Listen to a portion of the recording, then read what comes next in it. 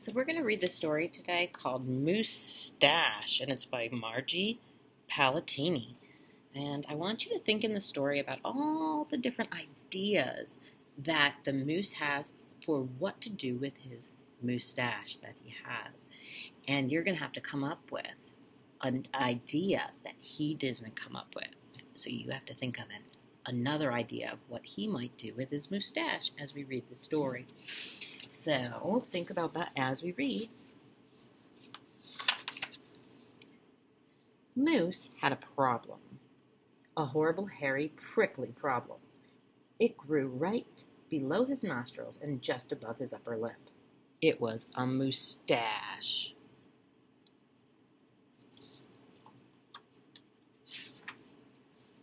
Now, not a few spare hairs or shy little stubble, no mere weak, wandering whiskers on the upper lip of this moose. No siree. Moose had a big, bushy, bristly, mighty moustache.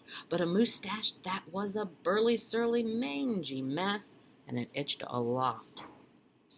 Sure, he plucked, he tweezed, he even clipped, snipped, and teased, but his combs were still cowards and his brushes rebelled. His scissors simply surrendered. Moose was in a frizzy tizzy. The moustache was completely crimping his style. He was a great hoofer, but he could barely bop and hip-hop with moustache going flip-flop.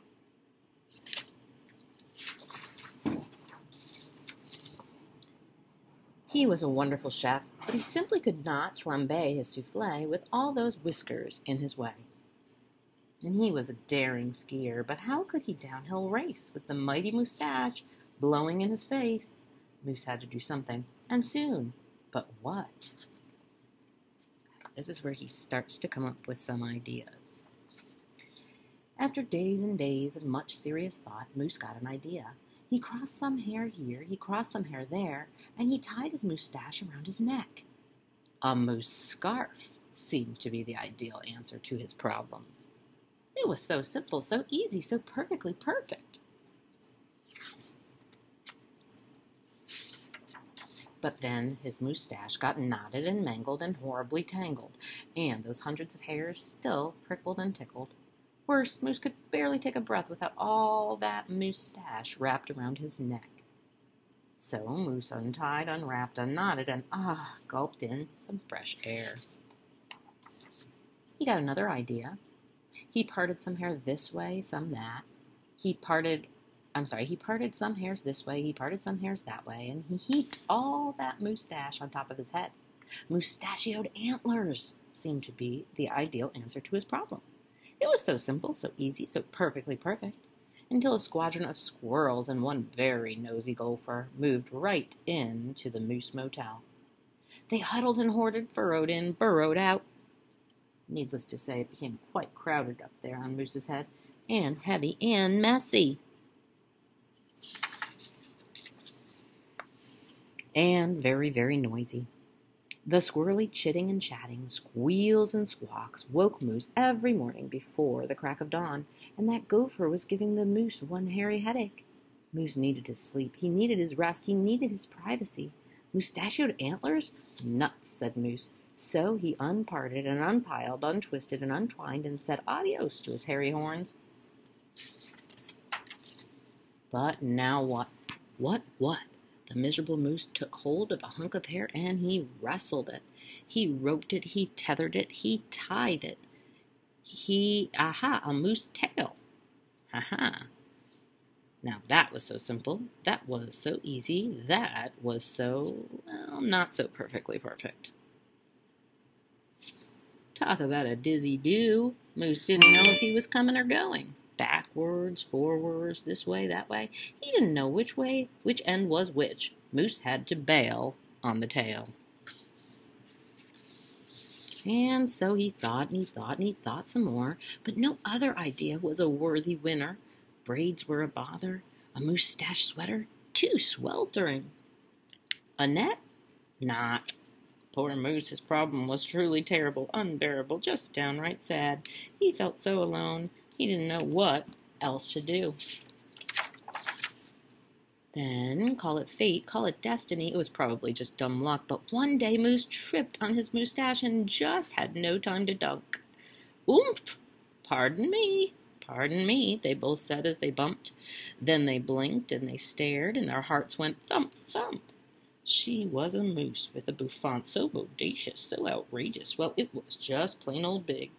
Hair after hair piled higher than high, a sky-scraping dew of glorious curls, a tower of swirling twists and twirls. She was simply splendid, stupendous, and absolutely superb. I wonder how her hair is staying so nicely managed.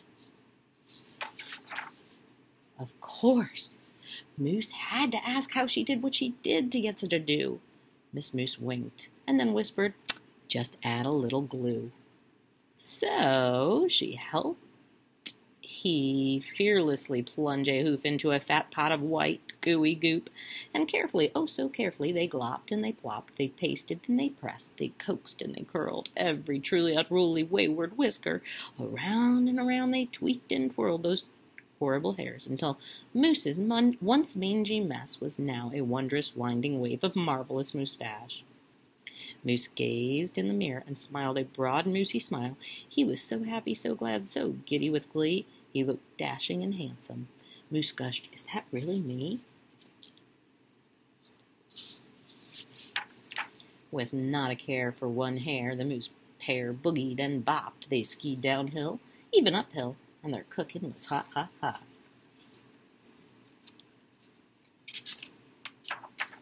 So, of course, it wasn't long after that Moose and his moustache and his beautiful bride fox-trotted in, tangoed, and waltzed down the aisle. Good hair days, bad hair days, they vowed to love and to cherish. And with hearts heaped with love and pots filled with goop, they both sighed, "I do," glue, and promised never to part. Get it, how part means leave each other, but it also means unglue. It was so simple. So easy and so perfectly perfect, and it's stuck. And you can see the little pictures they have of their little family afterwards. So you guys are going to get to go to your Google Classroom. You're going to click on the waffle and then find your Google Classroom from there. So G Suite, then the waffle, then your Google Classroom. Then when you click inside of it, you're going to see that there is an activity there for Wixie, all right? And then you can complete your activity by going into Wixie, so that's also your hcpss.me page.